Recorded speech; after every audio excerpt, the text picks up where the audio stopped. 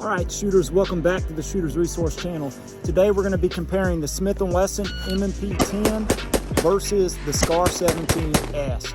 This is a budget AR10 versus the SCAR 17S, which is a lot more expensive. We're starting out on the first course with 2 targets at 100, 2 targets at 200, and 1 target at 300. The 2 targets at 100 are both 6-inch diamonds. The targets at 200, there's a 6-inch diamond and an 8-inch diamond. And that 6-inch diamond can be a little tricky sometimes. And then the target at 300 is a 12-inch circle. So we're gonna shoot it for time from the prone position and see which gun is faster at addressing these targets. I'm just getting 1 hit on target each, and we'll see what the fastest time is.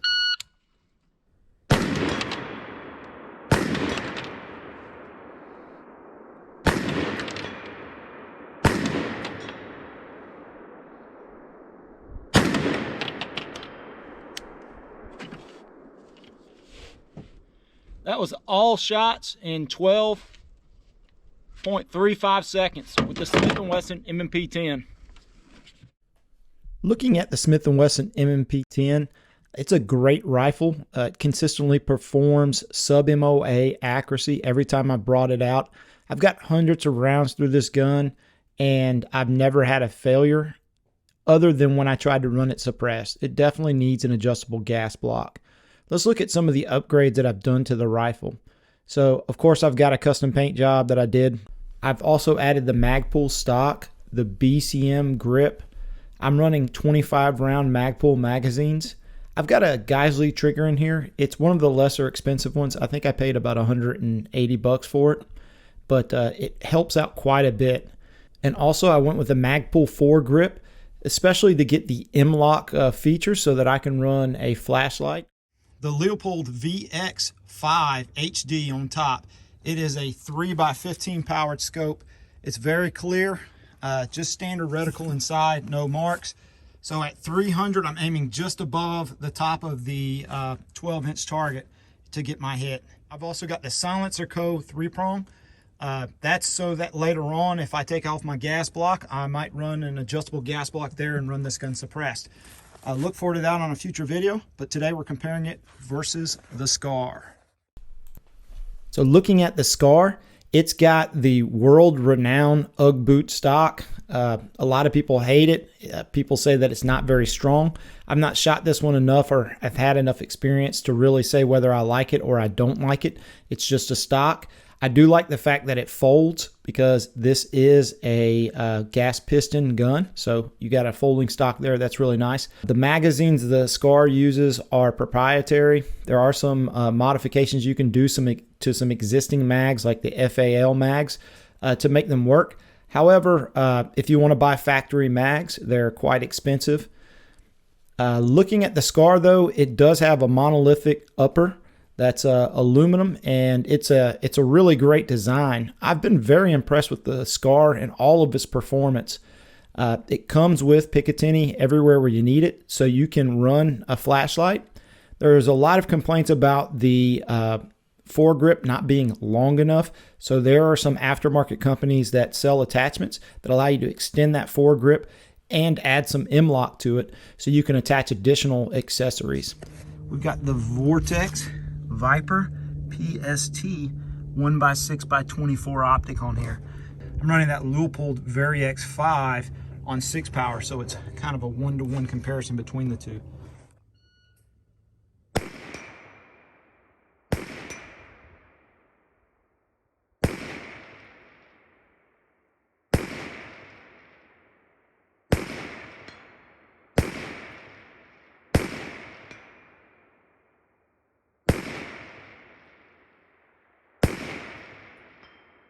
I had some misses on the first run with the SCAR, so I decided to take some extra shots on the 200 and 300 yard targets. What I found is it's really easy to make accurate hits with the SCAR. However, I really had to slow down and take my time due to the trigger. If you plan to shoot at distance with your SCAR, I highly recommend looking into the Geisley Super Trigger. It's not that the SCAR is not capable of accuracy, but I've found that I really had to concentrate on my trigger pull to make these hits at 200 and 300 yards. Right, here are our targets at 200. So it looks like, yeah, pretty well centered, a little bit low. A couple here to the right, but it looks like I got a pretty good group right here in the middle. All right, shooters, yeah, it looks like I'm shooting a little low here at 300. Again, I'm doing some Kentucky windage because I'm aiming somewhere around in this spot right up here, but we are hitting a little low.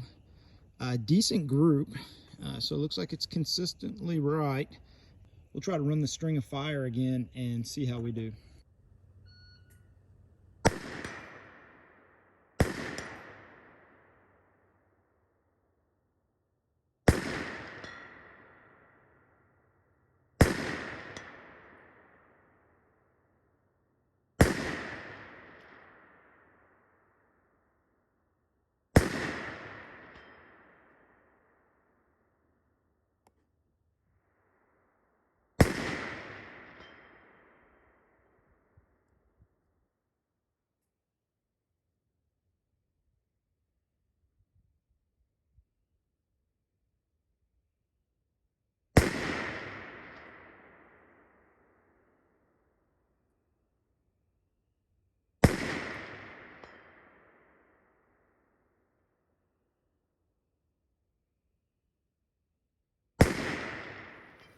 All right, so second run with the Scar went really well.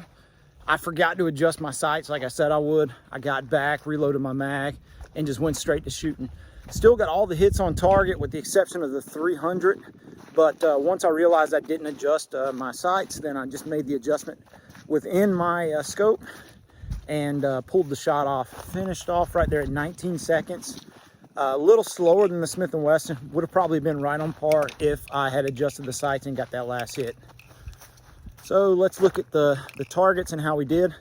Also spent a little time like smoking the 300 just to make sure after I made the adjustments that everything was working well. Looked like it was hitting very well after that. All right, looks like once I made the adjustments on my sights, this 300-yard target looks pretty good. It's shooting a little low, but again, I'm just doing Kentucky windage, so maybe the drop's a little further than what I thought, but it's fairly centered right to left and not horrible vertically. So pretty pleased with that. A lot of those targets impacting right there around each other, and I wasn't really trying to hold for the world's tightest group, so very, very pleased. And then on the back, you can see when it was spinning and stuff, I was hitting it while it was hanging. So for the last string of distance shooting, we took it out to 360 yards, starting with the M&P10.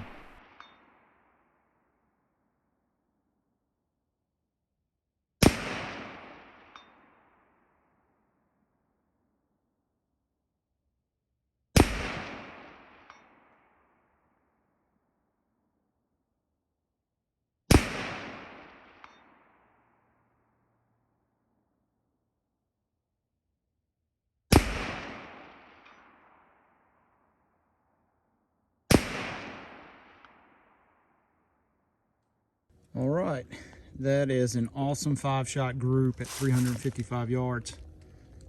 And if you look over here, perfect hit there. So that is pretty nice group. I mean, if you consider that maybe I dropped one of those, that'd be really small, but 4 of them, about the size of that cap.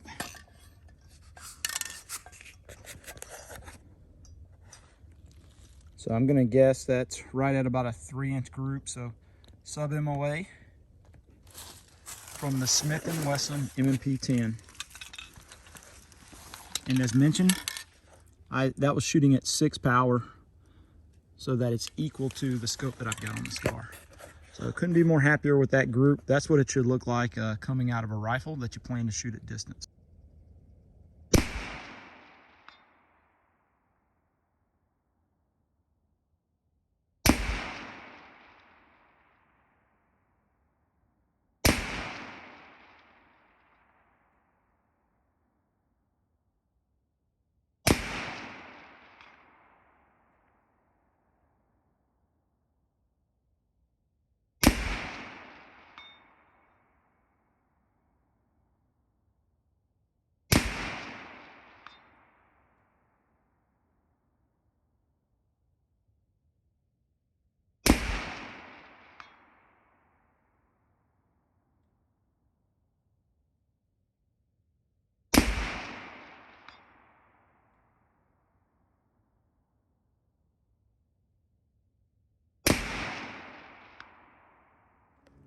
right, here's the scar at 355.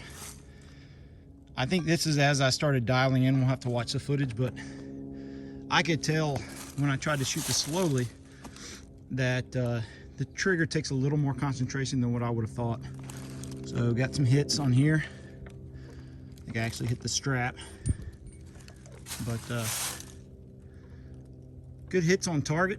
Just not as easy to shoot at distance as the M&P10. And I think that is mainly based due to the trigger of the scar.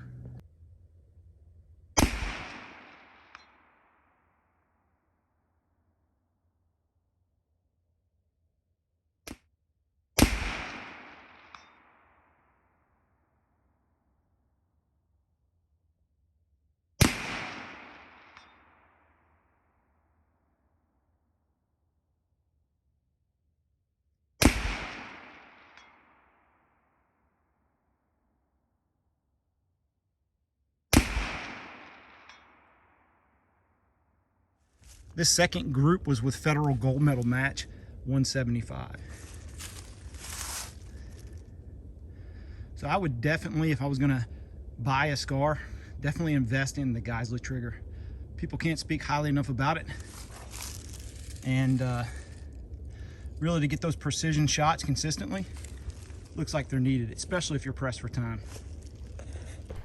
I also had the chance to run both guns against each other, timed, doing like some run and gun on a 50-yard range with barricades and different things like that. There was literally no difference in performance between the two. When I was timing them, any small differences that I seen, it was really due to me. I would say maybe the scar had a little less recoil just due to the short piston action that it's got, that it's famous for. But other than that, they were really almost identical. The Scar is one of the most robust guns ever created. It's had some of the least failures in all of military testing. So if I had my pick and, you know, everything else aside, I would choose the Scar. Yes, it would require some upgrades and things like that, but once you made those, I think it would be the superior rifle. I think it is a great buy if it's within your budget. If it's not, then maybe consider the Smith and Wesson, because this is the second one I've owned and I've been very impressed. From a reliability standpoint, I've not had any failures to feed with any type of ammunition that I give to it after hundreds of rounds. It's been very accurate. Just a great gun all around. Shooters, I hope you enjoyed this video. I know we've got some tough decisions to make in this world, like whether or not we want to buy the Smith and Wesson M&P10 or the Scar 17S. But hopefully this helped you out there. If you enjoyed the content, please take a second, hit that like and subscribe button, and support the channel. And as always, thank you all and God bless.